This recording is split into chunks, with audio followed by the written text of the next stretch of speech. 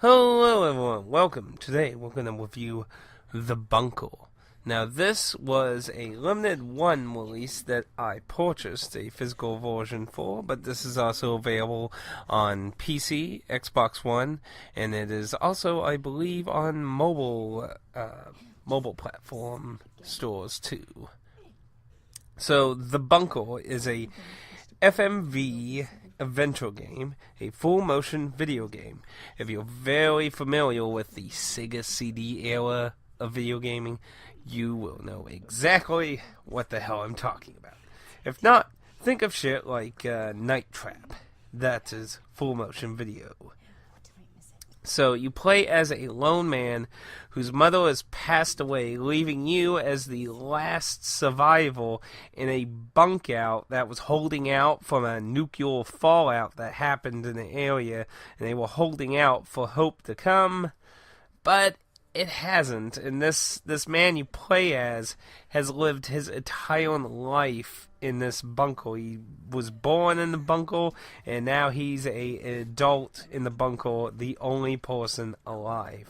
And you get to start out his life wanting his normal daily routines that keep him basically sane in his absolute isolation.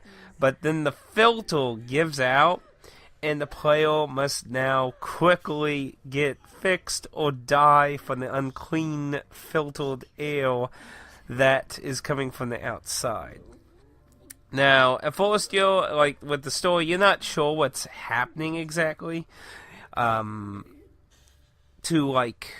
what happened, like, in the past with the other people. Because you weren't just a few people. There were a lot of people in this bunker. But as you progress through trying to fix what's going on and that, you'll get flashbacks back to when the main killer was a kid, overhearing different conversations and things as the story goes on, slowly learning what had befallen everyone inside the bunker, besides you and your mother.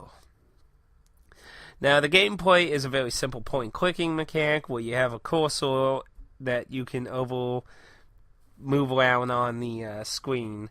It's a bit slower on console because you're using an analog stick, while on PC I would assume it's a lot more quicker based on your mouse itself. And essentially, you just choose where you want to move to and interact with puzzles. Now, there is a small handful of QTEs, not very many, and these are normally not a problem as long as you keep the cursor centered, because the biggest problem on console, at least, to me... Ooh, excuse me, I have a minor cold. The biggest problem on console is that the cursor moves slowly, so if it's like all the way on the left and a QTE thing happens all the way on the right side, you're probably going to get killed. But usually not thrown too far back, so you usually get to redo the QTE really quickly of that. But besides that, as long as you keep on your toes and watch out for the very few that happen, you should be able to execute it quickly. Extra things to do in the game, being a very story-based game, there isn't too much, but you can come across little old figured toys that he made when he was little that are laying around the environment hidden. Basically, these don't really add anything to the story or unlock any new lore. They're really just for trophy achievement type stuff, or if you're just really bored and you want to look for something, play a little game of Waldo. But sadly, like many story-based games, it is short and replay is incredibly low. There isn't any unique optional dialogue stuff to really find in the game. But it was very well shot, and the lighting is very good. And this was done at a real bunker. This wasn't like all a bunch of set-up Hollywood crap. They actually, rented out to use an actual bunker. I don't remember the exact location of it. I do remember that you could find out, on their main website, if you were to look into it, where it is. But I thought that helped with the authenticity of the location. Let alone, I think the actors did a very good job. The main character, especially, I think, did very well. Because he had to play, like, he grew his entire life in the bunker. So he had to be a very awkward character. Because, he didn't have a normal social society kind of thing. And he spent most of his life with only his mother. When you go through the game, you see that he didn't really get to grow up with a lot of people for the majority of his life. So I think the guy who played the main character did a really good job being a very awkward and like barely staying sane type of person. Now, if you're wanting a hard copy of this game, the only one that I know of that exists is the limited one version that was for the PS4.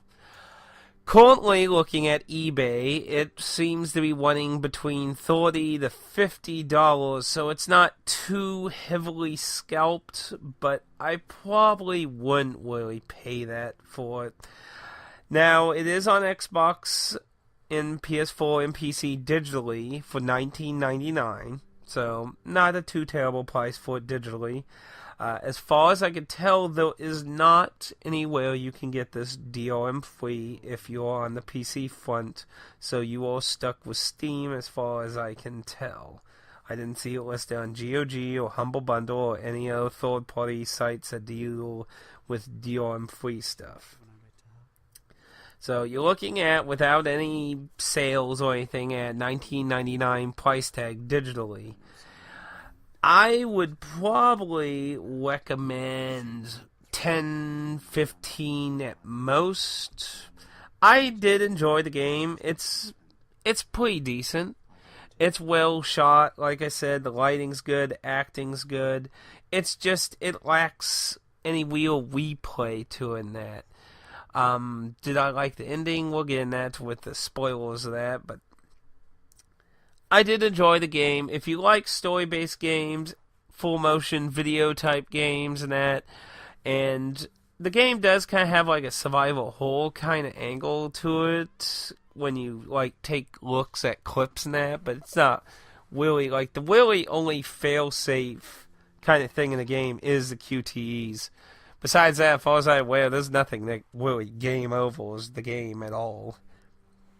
So there's nothing really hand-holding you, and you only have 2 real endings in the game, so like I said, not a lot of replay. Plus, it's not one of those situations where over saves.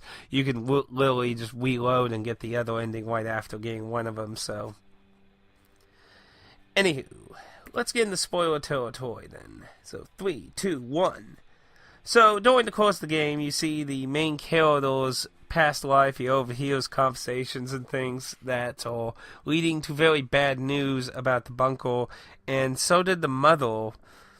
Basically, the main problem that happens in the bunker is they don't have enough food for the amount of time that it's likely that they'll be able to leave the bunker. So the mother decides to kill everyone else to ensure there's enough food for her and her child to live a long time. So you start seeing little, like, it's hinting like there was maybe like a murderer in the bunker, but it was actually trying to stop your mother from doing what she was doing.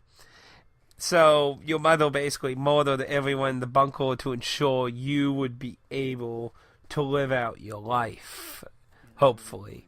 But sadly, as you play the game, you fail to fix the filter, and the bunker starts filling up with radiation, forcing you to keep retreating backwards towards the exit.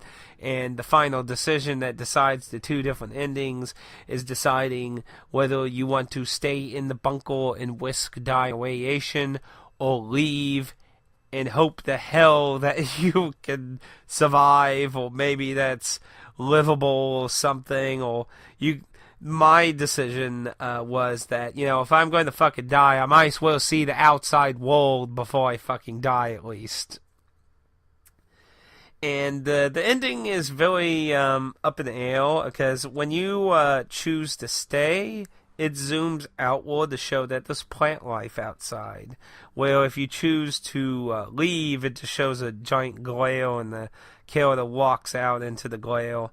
I actually had to look up whether plant life could grow in a radiation area, and plant life actually can adapt and start growing in an area full of radiation. So there could still be radiation in that area, but it's in the air, up in the air.